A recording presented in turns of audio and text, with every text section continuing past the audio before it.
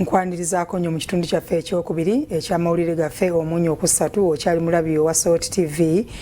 Tugenze maaso mu bivumbuddwa tukyali ku mboozi ya Nnamukadde Deborah Namuli. Ono agamba nti okufa kwa bba kwamuyigiriza ebintu bingi nti oba oliawo singa Mukama yali asobola omuwayo second chance n'abaako byatereeza naye tekikyasoboka. Tukyalambulula ensonga ze ku ngeri gy'atuuka okubanga aggyibwako ebintu bye byonna n'atuuka n'okubanga kati mu budde buno asuzibwa busuzibwa.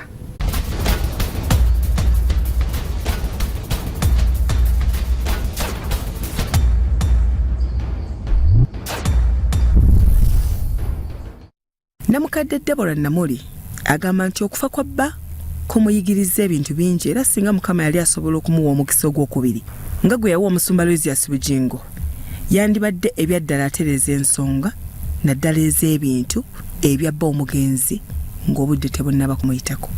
Okimanyi nti kubaamulabya ennaku n'okumuliisa akakanja kuliko abaana be yeezaalira. Ekituufu kiri nti tuzaala mibiri maama. Ogamba abamu ku baakuzoganya kulikaane ngamba abo boolumiriza okwekobaana ne mutabani we omukulu ali ku kye. Bano mpozi bajja batya maama? Omulenzi oyo bwe yali agenda ebweru yasooka n'akemakema siina sente zijja kuntuusa. Yali agenda Iraaka siina sente zijja kuntuusa. Ne muga nti tunda akafo ako akakomawo, waliwo ekifo ekyakomawo ng'omuyindi akiguze. Bwe yakigula n'ateekawo omuzigiti n'asawo essomero ly'aba ofani n'abeera nga awulira akooyeewo n'ayagala kuddayo waabwe n'aguzaawo omuyindi omulala. Kati omuyindi omulala taata w'abaana bano bwe yali ng'amuguza ekifo ekyo ekyameramu akabira naye emiti gyasimbwa busimbwa. Kati ekibinira ekyo bwe yali nga agenda yamugamba nti nina ekifo kye nagula kiweza eka emu. Agamba muyindi munne. Kati muyindi munne ye yajja namusaveya najja apimawo wonna yagenda okulaba nga eka eweze. Kati eno nga wasigalayo ekitundu neeri nga wasigalayo neeri nga wasigalayo n'engulu esigalayo akakoloboze eka eweze ng'agisiba mu kikomera ng'asimba n'obuyinja. Omuyindi mba nkyali awo awaka ntudde ng'abantu b'ekyalo bajja abakyala babiri. Olunaku aliko n'omwami omu nga baŋŋanga n'omukyala Ssennoga wenze bwange bannange oli ku ki ekifo kiri bajja kitwala ekyafisse omuyindi amaze okwesiba ekikomera konze waliwo ekyafisse nti ye genda ate oba omwana takwagala onnyo genda otandikire awo naawe okulima. Embeera agamba yatandika mpolampola okukyuka. Kyokka Nnamwandu Namuli teyasooka kumanya nti erisajjuka n'okumutuusa ku kyaliko kati.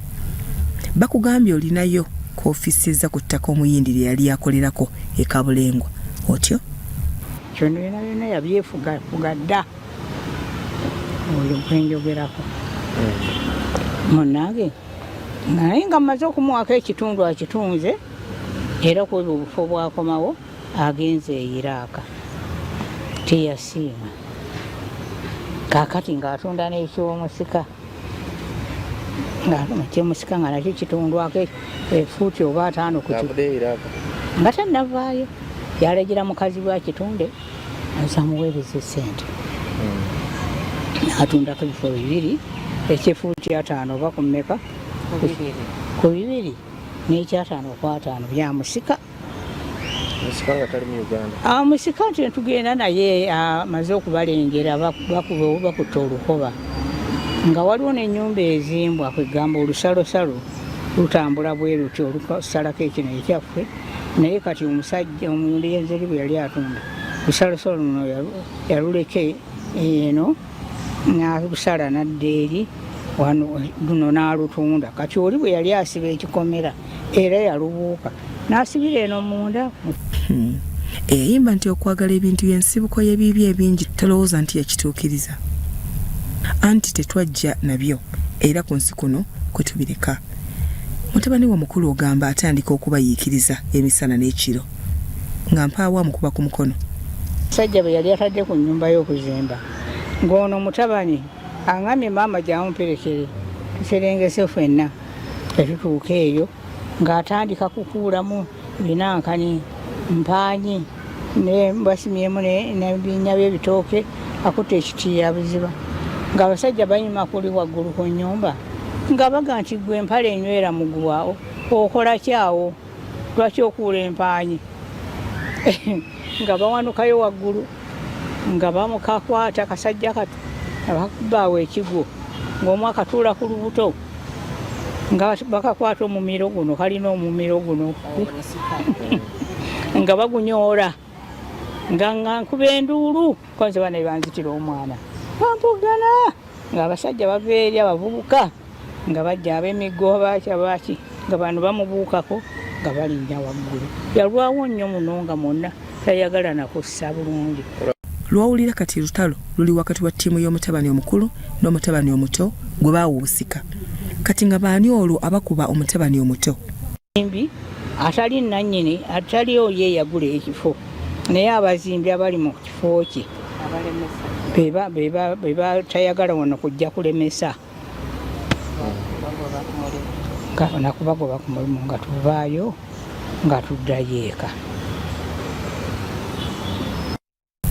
Nakugambye gwe wenna alaba baako ne kyoyiga. Bya Robert Mutebi ne Yasin Chikoyo, Salt TV, Omunnyo.